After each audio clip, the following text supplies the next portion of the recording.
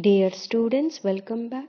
In the previous session, we have discussed about the knee joint ligaments except cruciate ligaments. Now in this session, we are going to discuss about cruciate ligaments. So we are having two kinds of cruciate ligaments. One is the anterior cruciate ligament and next one is the posterior cruciate ligament. So this one is posterior cruciate ligament. Now, this ACL, simply we can call it as anterior cruciate ligament, posterior cruciate ligament as PCL. Okay, the ACL and PCL, which are centrally located within the articular capsule but lie outside the synovial cavity, that we have discussed in the knee joint capsule. Okay, these ligaments are named according to their tibial attachments. Okay, so that means the anterior cruciate ligament arises from the anterior aspect of the tibia, so it is getting anterior cruciate ligament, whereas the posterior cruciate ligament is getting originating from the posterior aspect of the tibia, then it is called as posterior cruciate ligament.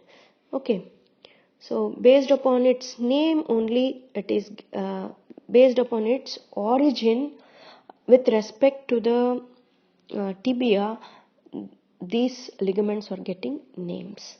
Okay, both ligaments have main posterolateral and small anteromedial bands.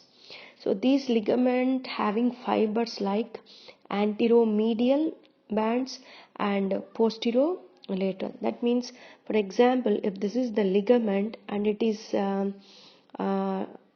dividing.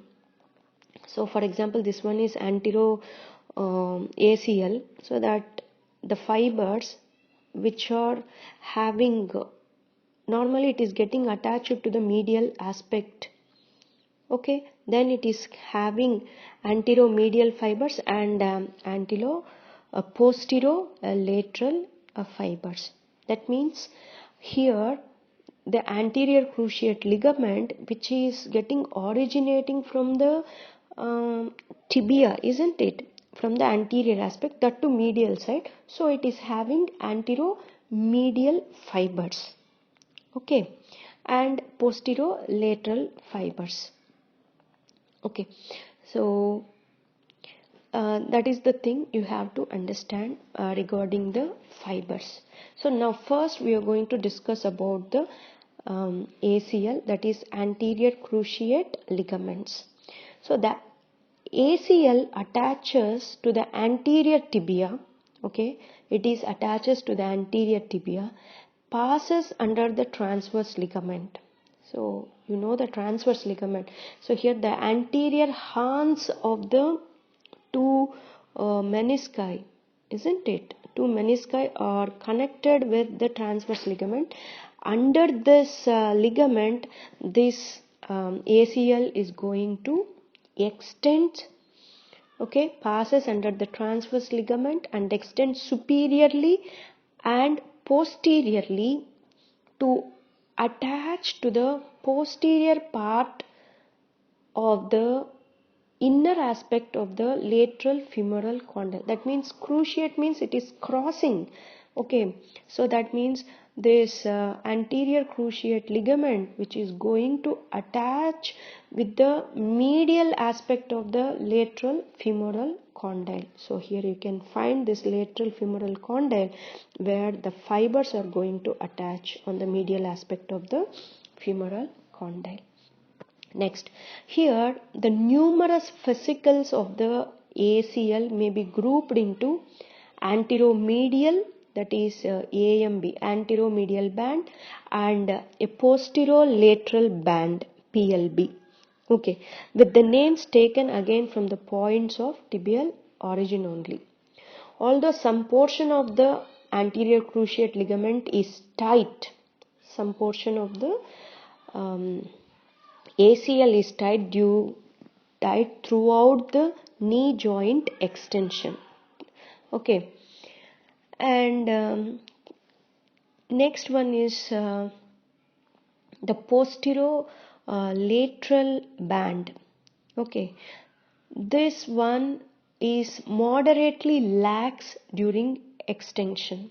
In flexion, the anteromedial band is taut, maximally tensed at 70 degrees of flexion, and PLB is lax.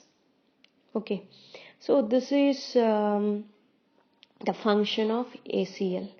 So the ACL is generally considered to be primary restraint to anterior displacement of the tibia on the femoral condyles. Okay, that is the function of ACL. And there would be some essentially no anterior translation of the tibia is possible in full extension when many of the supporting passive structures of the knee are taut. Okay, now if you see, both cruciate ligaments appear to play an important role in producing and controlling rotation of the tibia. The ACL appears to twist around the PCL in medial rotation of the tibia, thus checking excessive medial rotation also. So the main function of ACL is, so it will check the anterior translation of the tibia, as well as it will check the excessive medial rotation. These are the two main functions by the anterior collateral ligament. Okay. Now we will move on to the posterior cruciate ligament. This posterior cruciate ligament runs superiorly, okay, and somewhat anteriorly from its posterior tibial origin to attach the inner aspect of the medial epicondyle. That means lateral aspect of the medial femoral condyle. It is shorter, so it is shorter and less oblique than anterior cruciate ligament.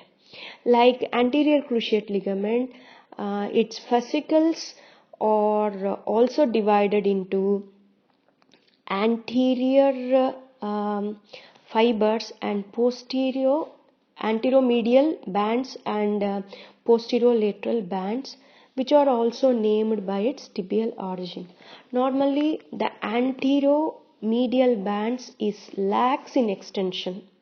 So it is lax in extension, while PLB is, that is posterior lateral bands, is in taut. At 80 to 90 degrees of flexion, again the AMB is maximally taut and PLB is relaxed. Okay, that means here the main function of PCL is, it is a primary restraint to the, here this is the posterior aspect, posterior displacement of the tibia beneath the femur, with little or no displacement possible in full extension. Okay, and this is the main role of this PCL, and it is also having some role in restraining varus and valgus stresses at the knee also. Okay, so if you see, both the two ligaments, that is ACL and PCL, appears to play a role in both restraining and producing rotation of the tibia, and also posterior translatory forces on the tibia are consistently accompanied by concomitant lateral rotation. So whenever there is any posterior rotation, translatory forces, these always accompanied with lateral rotations, whereas these anterior translations are always associated with medial rotation. Okay, so tension in the PCL with knee extension may be instrumental in creating the lateral rotation of the tibia that is critical to locking of the knee. So that means during extension, extension, okay, extension of the knee at final range of extension, this PCL becomes taut and helps, which causes some lateral rotation, which helps in locking of the knee joint for stabilization. This is another important function during locking of the knee joint. So this is all about the cruciate ligaments of the knee joint and its function. In the next session, we are going to discuss about knee joint bursae. Thank you.